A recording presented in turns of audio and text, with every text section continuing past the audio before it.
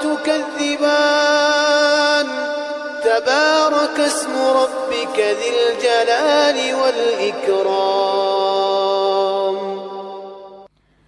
اعوذ باللہ من الشیطان الرجیم. بسم اللہ الرحمن الرحیم. السلام علیکم.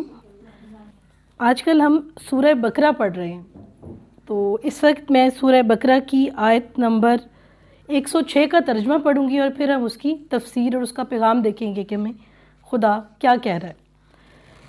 جس آیت کو ہم منسوخ کر دیں یا بھلا دیں، اس سے بہتر یا اس جیسی اور لاتے ہیں. کیا تو نہیں جانتا کہ اللہ تعالیٰ ہر چیز پر قادر ہے؟ اب دیکھیں، نبی پاک صلی اللہ علیہ وسلم نے فرمایا ہے کہ اللہ نے 1,24,000 پیغمبر بھیجے، اور ان میں سے 313 کم و بیش رسول تھے.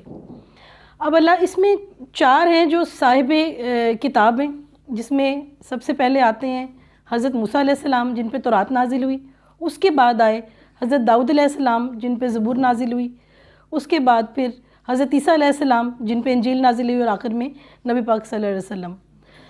تو اس میں یہ ہے کہ آخر اللہ تعالیٰ کیوں بار بار قوانین لاتا رہا؟ ہر کتاب کے لیے کچھ الگ قوانین ہیں، ان قوانین کو کہتے ہیں شریعت. تو وقت کے ساتھ بدلتے تقاضوں کے ساتھ اللہ تعالیٰ انسانیت کو تہذیب کی انتہا پر لے کر آیا. تو اس طرح بہت سارے قوانین ایسے تھے جو پہلے تھے، بعد میں منسوخ ہو گئے. فار ایگزامپل کرسچنز جو ہیں وہ تقریباً پورے دن کا روزہ رکھتے ہیں، 24 گھنٹوں کا. اس کے بعد اللہ تعالیٰ نے نبی پاک صلی اللہ علیہ وسلم کے لیے فجر سے لے کر مغرب تک کا روزہ کر دیا. یعنی چیزوں کو اللہ تعالیٰ نے انسان کی نیچر کے مطابق زیادہ سے زیادہ ڈھالا. اس لیے بہت سارے احکامات ہیں جو پرانی امتوں میں، پرانی شریعتوں میں اور قرآن پاک میں بھی جو ہے نا، جن میں تنسیخ کا سلسلہ ہے، اور خود قرآن پاک کے اندر بھی ایسا ہے. 23 سالوں میں اللہ تعالیٰ نے ایک قوم کو تیار کرنا تھا، تو ایسے کچھ احکامات ہیں. ٹھیک ہے جی. اسی طرح جیسے اگر ہم پرانی شریعتوں کے بارے میں دیکھیں تو اس وقت مال غنیمت جو ہے نا وہ حرام تھا. یعنی پچھلی شریعتوں میں، پچھلی امتوں پہ وہ مال غنیمت کو استعمال نہیں کر سکتے تھے، لیکن شریعت محمدی میں یعنی قرآن پاک کے قوانین میں اللہ تعالیٰ نے مال غنیمت کو حلال کر دیا. اور جب سب سے پہلا انسان دنیا میں آیا، اس وقت یہ مسئلہ تھا کہ آبادی نہیں تھی. سب سے پہلا انسان اور سب سے پہلا نبی کون تھے؟ حضرت آدم علیہ السلام. تو حضرت آدم علیہ السلام کو اللہ تعالیٰ نے جب اولاد دی تو 2 شکل میں دی. 2 بچے اکٹھے جڑواں ہوتے تھے. اس طرح 20 دفعہ میں 40 بچے پیدا ہوئے. جب ایک ہی انسان سے نسل انسانی چل رہی ہے تو کیسے وہ بڑھتے، ان کا آگے سلسلہ نسل کیسے بڑھتا؟ تو اس شریعت میں بہن اور بھائی کی شادی اس طریقے سے جو ہے نا اس شریعت میں الاؤڈ تھی کہ ایک جڑواں جو بہن ہے وہ دوسرے جوڑے کے بھائی کے ساتھ اس کی شادی ہو سکتی تھی. اسی طرح یعنی کراس میرجز تھیں، اس میں بھی ایک قانون تھا. لیکن اس کے بعد یہ سب کا سب منسوخ ہو گیا. اور آج دنیا میں جو بے راہ روی اور دین کے نام پر کئی جو ادیان ہیں ان کے بارے میں اس طرح کی افواہیں انٹرنیٹ پر ہیں، ہمیشہ کے لیے اللہ تعالیٰ نے اس کے بعد بہن اور بھائی کا کسی بھی طرح سے کوئی تعلق ختم کر دیا. یعنی منسوخ ہو گیا، ٹوٹلی حرام ہو گیا، بلکہ سب سے بڑے گناہوں میں شامل ہو گیا. اچھا، اور پھر جب قرآن پاک کو دیکھا جائے تو اس کے اندر بھی جو ہے نا احکامات جو ہے نا اللہ تعالیٰ بدل رہا ہے. یعنی وقت کے ساتھ ساتھ تاکہ انسان گریجولی ایک بات پہ عمل کرنے کے لیے تیار ہو. آپ دیکھیں شروع میں اللہ تعالیٰ نے کہا کہ وصیت کرنا فرض ہے. شروع میں مین سورہ بقرہ میں. سورہ بقرہ ویسے یہ مدینہ میں نازل ہوئی ہے، کیونکہ مدینہ میں وہ سارا کا سارا ایک سسٹم مسلمان اپنا بنا رہے تھے، تو وہاں پر ایک نظام بنانا تھا. تو وہاں اس میں آیا کہ وصیت کرنا فرض ہے سورہ بقرہ میں. لیکن بعد میں سورہ نساء میں جب پورے وراثت کے قوانین آ گئے تو اس میں ہے کہ آپ جو ہے قوانین بن گئے تو وصیت والی بات منسوخ ہو گئی. یعنی اللہ تعالیٰ نے مرنے کے بعد کے تمام قوانین بنا دیے، اور جو زندہ لوگ ہیں جو کچھ دیتے ہیں ان کے لیے اللہ تعالیٰ کی اور احادیث میں یہ کہا گیا ہے کہ وہ برابری پر دیں.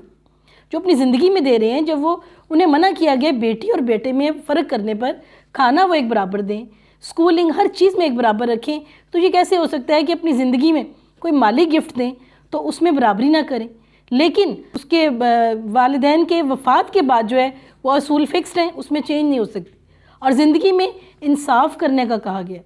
بہرحال لوگ ایسا گفٹ کر دیتے ہیں. گفٹ انسان کی مرضی تو ہوتی ہے، لیکن اس میں شریعت کے احکامات یہ ہیں کہ زندگی میں برابری اور انصاف کیا جائے. اور مرنے کے بعد کے لیے اللہ تعالیٰ نے جو اصول کیے ہیں اس میں بہت ساری حکمت ہے. ظاہر ہے خواتین کا اپنا ہر طرح سے اور سیٹ اپ ہوتا ہے، اور اس کو اور طریقے سے ہو جاتا ہے۔ اب دیکھیں کہ اور جو چیزیں جن میں تنسیخ کا عمل ہوا اس میں ہے جی اس وقت لوگ شراب کے عادی تھے، وائن کے بارے میں شروع میں قرآن پاک آخر ایک دم سے لوگوں کو روکنا تھا اور دین کو پاپولر بھی بنانا تھا کہ لوگ دل سے اسلام پر مر مٹنے کو تیار ہو جائیں۔ تو پہلا حکم یہ آیا کہ اس سے 2 ٹائم کر دو، لیکن اس میں نماز کے وقت میں بھی لوگ پینے لگے، 2 ٹائم میں کوئی وقت نماز کا ہو سکتا تھا۔ پھر تیسرا حکم آیا کہ اس کو نماز کے وقت نہ پیو۔ پھر چوتھا حکم آیا کہ یہ مکمل طور پہ حرام ہے۔ جب لوگوں نے آہستہ آہستہ اس کو قبول کیا تو 23 سال کے دوران میں ایک مناسب وقت پر جب انسانیت تیار ہو گئی اور لوگوں کو اسلام کو انہوں نے دل سے قبول کر لیا، تو یہ قرآن پاک کا بہت بڑا ایک معجزہ ہے کہ اس نے کس طرح سے ایک ٹیم تیار کی۔ یعنی نبی پاک صلی اللہ علیہ وسلم نے جو ہے 23 سال کی عرصے میں ایک پوری قوم کو بدل ڈالا اور ایک ایسی ٹیم تیار کر دی جس نے کیسر و کسریٰ کے ساری سلطنتوں کو پورا جو ہے الٹ دیا اور اسلام کو دنیا کے دور دور گوشوں میں پھیلا دیا۔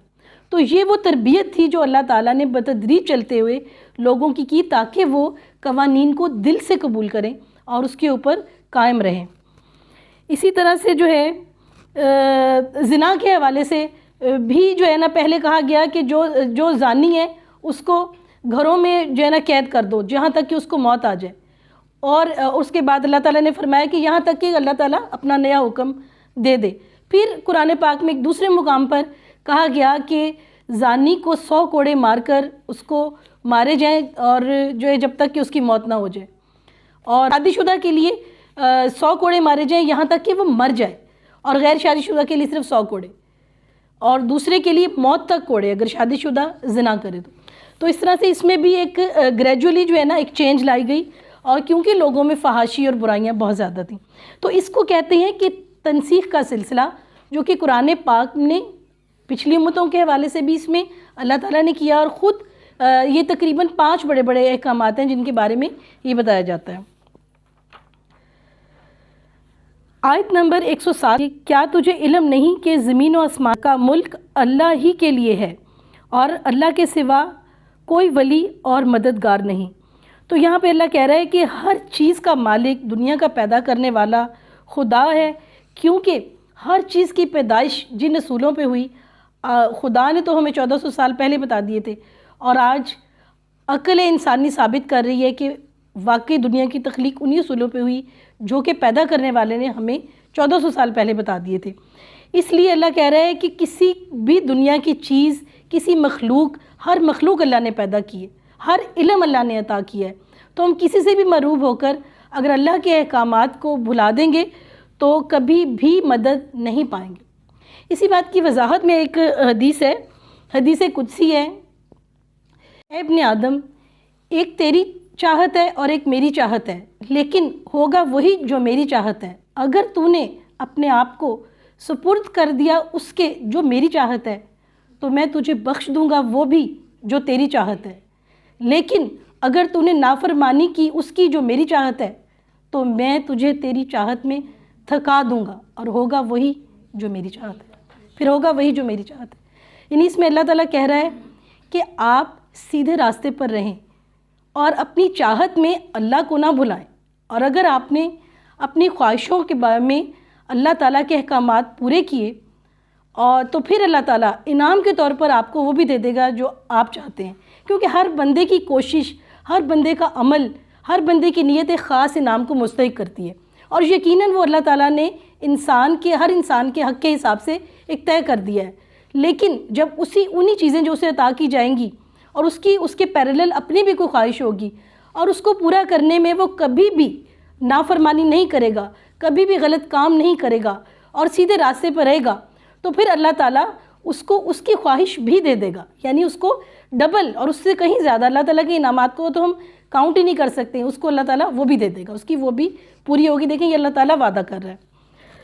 تو آیت نمبر 108، کیا تم اپنے رسول سے یہی پوچھنا چاہتے ہو جو اس سے پہلے موسیٰ علیہ السلام سے پوچھا گیا تھا؟ سنو، ایمان کو کفر سے بدلنے والا سیدھی راہ سے بھٹک جاتا ہے۔ اب یہ ہوا ہے کہ نبی پاک صلی اللہ علیہ وسلم سے بھی لوگ اسی طرح کے سوال کرتے تھے کہ قرآن پاک پر ہمیں تو اس پہ عمل کرنا بڑا مشکل لگ رہا ہے، کیونکہ مشرکین بھی تھے، منافقین بھی تھے، اور بڑے سچے مسلمان بھی تھے، منافقین تو ساتھ ساتھ تھے۔ تو جیسا کہ یہ انہوں نے کہا، اللہ تعالیٰ نے کہا، جیسا حضرت موسیٰ علیہ السلام سے کہا گیا کہ ہمیں تو تورات پہ عمل کرنا بہت مشکل ہے، جس پر اللہ تعالیٰ نے فرشتہ جبرائیل علیہ السلام کو حکم دیا تھا اور کوہ طور ان پہ الٹا کھڑا کر دیا گیا تھا کہ یہ آپ پر گر جائے گا، کیونکہ اللہ تعالیٰ نے ان کو ہر گناہ سے بخش دیا تھا اور اپنی بے شمار نعمتیں دی تھیں۔ سب سے بڑی بات یہ تھی کہ قوم فرعون سے نجات دی تھی، جو ان پہ ظلم کرتا تھا اور ان کو پورا دبایا ہوا تھا، اس کو ان کے سامنے غرق کیا تھا تاکہ ان کو یہ احساس ہو کہ اللہ تعالیٰ نے بدلہ لے لیا۔ اور اس کے باوجود بھی جب انہوں نے تورات کے احکامات پہ عمل نہ کیا تو اللہ تعالیٰ نے پھر سزا کے طور پر ان کو یہ ڈرایا کہ کوہ طور آپ پر الٹ جائے گا، اور اس کنڈیشن میں انہوں نے موت کے ڈر سے یہ کہا تھا کہ ہم تورات پر عمل کریں گے، انہوں نے یہ وعدہ کیا تھا۔ تو اس طرح سے جب نبی پاک صلی اللہ علیہ وسلم کے یہ ساری کہانی وہ لوگ جانتے تھے، اب انہی لوگوں کو جب قرآن پاک کی دعوت دی گئی اسلام پر ایمان لانے کی، تو پھر انہوں نے وہی رویہ کیا۔ تو اس پر کہا گیا ہے کہ کیا وہی رویہ کریں گے جو آپ لوگوں نے اپنے نبی حضرت موسیٰ علیہ السلام کے ساتھ کیا تھا، کہ اب تو آپ کو سب پتہ ہے کہ اللہ تعالیٰ کے احکامات اور اس پہ ہمیں عمل کرنا ہے، اور اللہ تعالیٰ کی یہ نعمتیں ہیں اور یہی سچ ہے، اور اللہ تعالیٰ کا کرم بار بار ان کو ملا۔ تو پھر ان سے جو ہے یہ پوچھا گیا کہ یہ کہ کفر کو جو بدل دے گا سیدھی راہ سے، یعنی کہ جو اپنے فائدوں کے لیے جو ہے سیدھے راستے کو بدل کر کفر کرے گا اور اپنے دنیاوی فائدوں کو ترجیح دے گا سچائیوں پر، اس کو پھر اللہ تعالیٰ سزا دے گا، عذاب دے گا۔ تمام انبیاء نے ایک حد تک دعوت دی، اور جب ایک انتہا ہو گئی ظلم کی اور ٹائم کی تو پھر اللہ تعالیٰ نے ان کو عذاب کا شکار کر دیا۔ وہ آیت نمبر 109، ان اہل کتاب کے اکثر لوگ باوجود حق واضح ہو جانے کے محض حسد اور بغض کی بنا پر تمہیں بھی ایمان سے ہٹا دینا چاہتے ہیں۔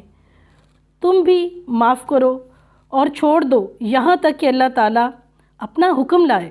دیکھیں یہاں پھر اللہ تعالیٰ کہہ رہا ہے کہ اس کا مطلب ایک ٹیمپریری چیز ہے، اور وہ کہہ رہا ہے کہ ابھی یہ کرو پھر وہ دوبارہ حکم لائے گا۔ اللہ تعالیٰ اپنا حکم لائے، یقیناً اللہ تعالیٰ ہر چیز پر قدرت رکھتا ہے۔ یعنی قرآن پاک میں جو آیات مختلف موضوعات پہ ہیں، یہ آپ دیکھیں کہ ہر حالات کے لیے انسان کو تیار کرتی ہیں۔ اب جب مکہ میں تھے تو مسلمان وہاں پر مائنورٹی میں تھے اور ظلم کی انتہا تھی، تو وہاں پر مکہ میں مسلمانوں کو اللہ کی یہ جو ہے نا ہدایت تھی کہ آپ نے بدلہ نہیں لینا، برداشت کرنا ہے، صبر کرنا ہے۔ یعنی وہاں مسلمانوں کو بدلہ لینے کی اجازت نہیں تھی، ان کے ساتھ برابری پر آنے کی اجازت نہیں تھی، وہاں پر احکامات یہ تھے کہ آپ نے صبر کرنا ہے۔ اس لیے اللہ تعالیٰ نے کہا ہے کہ آپ معاف کرو، ان کو چھوڑ دو یہاں تک کہ اللہ تعالیٰ اپنا حکم لے آئے۔ پھر کیا ہوا، جب مدینہ میں آئے تو اللہ تعالیٰ نے واضح حکم دے دیا کہ اب آپ جو ہے ان سے برابری کی سطح پر بات کریں اور اپنے بچاؤ کے لیے حکمت عملی اختیار کریں۔ یہی وجہ ہے کہ جیسے ہی مسلمان مدینہ میں گئے، ایک تو اللہ کا کرم ہوا، اسلام بڑی تیزی سے پھیلا، اور وہ ساری قربانیاں جو مکہ میں دی تھیں وہ ساری کی ساری یہاں پر لا کے پھیلائیں، کیونکہ وہاں پر رہتے ہوئے بھی وہ مختلف میلوں پر لوگ آتے تھے، تبلیغ کرتے تھے، اور وہ لوگ جا کے آلریڈی مدینہ میں ایک سارا پیغام پہنچا رہے تھے کہ ایک نیا نبی آیا ہے، اور جو ہے وہ یہ بات مطلب تھے مکہ میں، لیکن جو ہے ان کا چرچا دور دور کر رہے تھے، کیونکہ وہ یہ ساری کی ساری ایفرٹس میں مسلسل لگے ہوئے تھے۔ ایک ہوتا ہے ٹائم جب آپ کوششیں کرتے ہیں، ایک ہوتا ہے ٹائم کہ ہر طرف سے کوششیں اکٹھی ہو جاتی ہیں اور ہر جگہ سے پھل آنے لگتا ہے۔ جو کوششیں آپ نے 10 سال پہلے کی ہوں، 5 سال پہلے کی ہوں، پھر 4 سال، 1 سال، وہ سب کا پھل جو تھا مدینہ میں جا کے وہ ملنے لگا جو شروع سے وہ کر رہے تھے۔ تو وہاں پر جا کر پھر مسلمانوں کی ایک طاقت جمع ہوئی، اور ان کو اپنی حفاظت کے لیے جنگوں کا اللہ تعالیٰ نے ان کو ہدایت کی، کیونکہ اگر یہ جنگیں نہ کرتے تو مکہ کے کافر جو ہے مدینہ والوں کو بھی کچلنے کی پلاننگ کر رہے تھے۔ وہاں پر یہ بہت ضروری تھا کہ مسلمان برابری کی سطح پہ آئیں اور پورا بدلہ لیں اور ان کفار کا خاتمہ کر سکیں۔